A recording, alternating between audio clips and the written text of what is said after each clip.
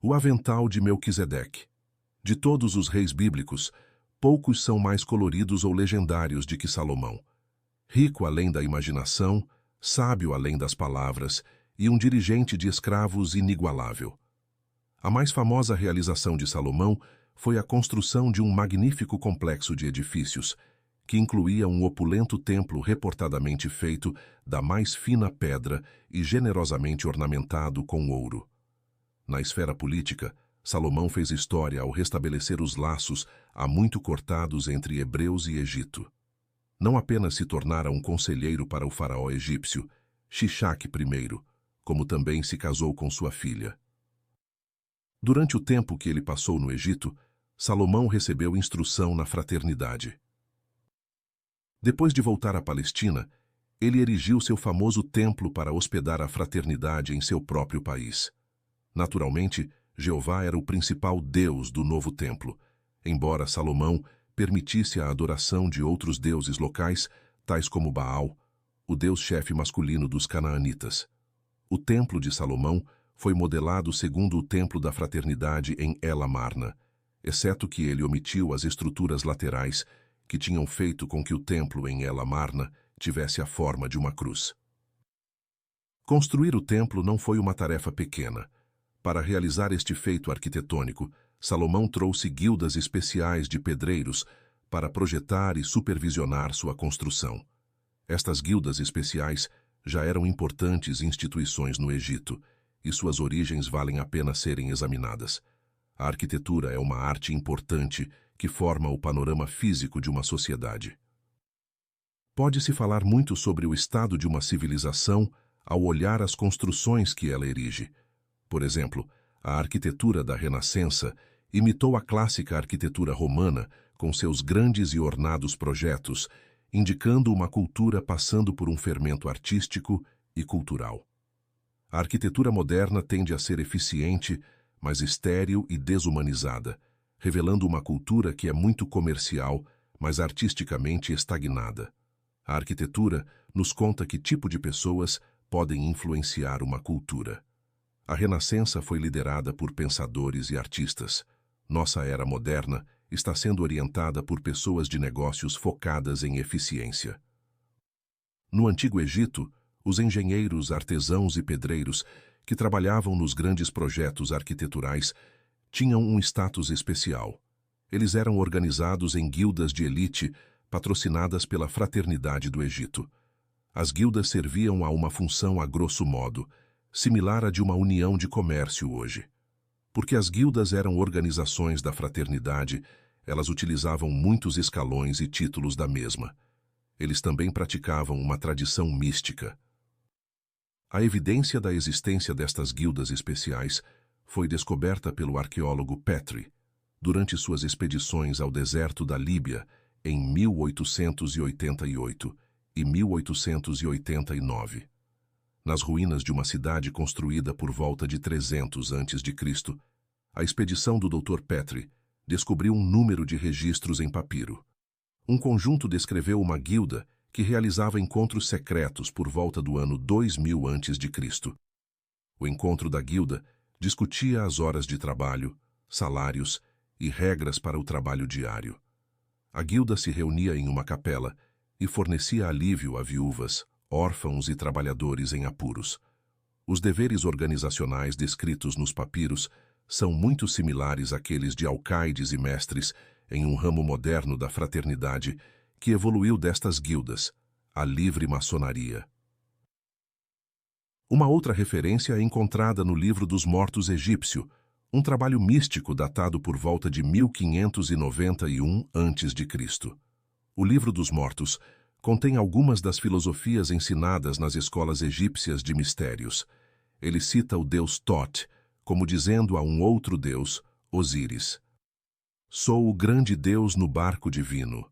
Sou um simples sacerdote no submundo ungindo, realizando rituais sagrados em Ábidos, uma cidade egípcia, elevando aos graus mais elevados da iniciação.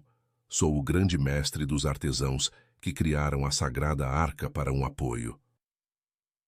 Grande mestre é o título mais comum usado pelas organizações da fraternidade para designar seus principais líderes.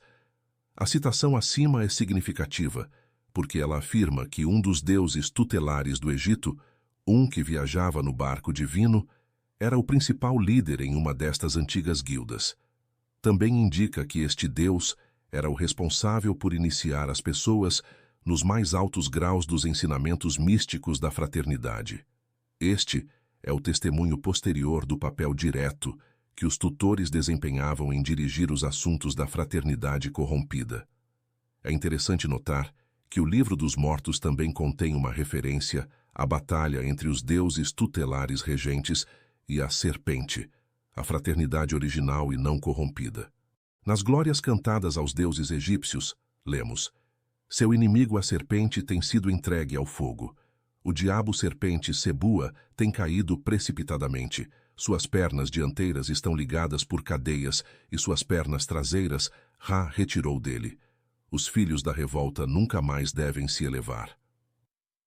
Os egípcios frequentemente retratavam seus deuses com cabeças ou características de animais, como meio de simbolizar traços e personalidades. Na citação acima, é dado à serpente 4 pernas. A serpente, mais tarde, veio a simbolizar a escuridão que o deus Sol Ra derrotava a cada manhã ao trazer um novo dia. Antes que a mitologia fosse inventada, contudo, a serpente era um inimigo literal dos deuses governantes. Alguns dos seguidores da serpente eram conhecidos como filhos da revolta, dedicados a destruir o deus tutelar-chefe e estabelecer em seu lugar o domínio da serpente, a inicial fraternidade não corrompida, na Terra. Depois da derrota e corrupção da serpente, parece que os filhos da revolta se voltaram e se rebelaram contra a fraternidade corrompida, quando esta começou a enviar conquistadores do Egito. Não demorou muito, contudo, para que os grupos revolucionários fossem reabsorvidos pelas corruptas organizações da fraternidade e começaram a contribuir para os conflitos artificiais delas, como veremos depois. As guildas de pedreiros da fraternidade sobreviveram por séculos. Os membros das guildas eram frequentemente referidos como pedreiros livres, livres maçons. As guildas de maçons livres eventualmente deram nascimento à prática mística conhecida como livre maçonaria nos dias de hoje.